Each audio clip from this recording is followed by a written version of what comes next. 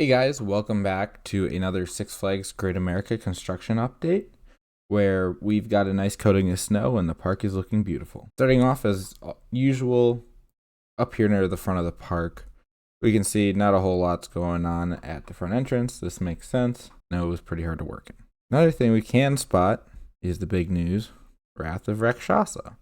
This coaster obviously is vertical and the lift hill is going up quite fast, but as you can see, it is already quite substantial. If we look at the next picture, we can see not only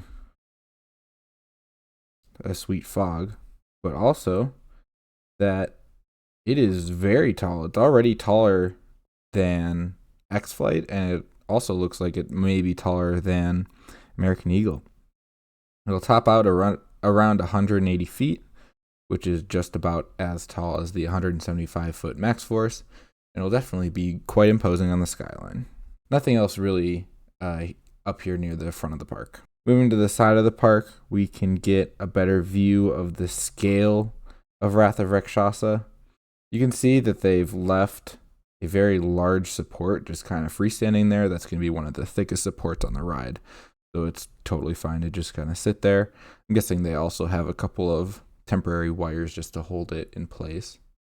We can also see the lift hill going up and more site construction. I've taken a glance around the rest of the park and I can't really see much more in terms of activity or anything interesting really going on. Over here at the track staging site, you can see that there's quite a few very large supports left. There's still plenty of track to go. I believe all of this track over down here is their newest shipments.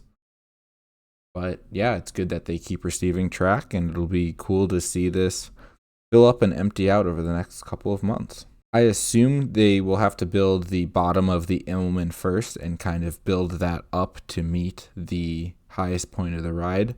But I wouldn't be surprised if this coaster was topped off very soon, as this seems to be the first part that they're working on. Over here at the south side of the park, you can see the nice bright blue track and yellow supports against the white of the park.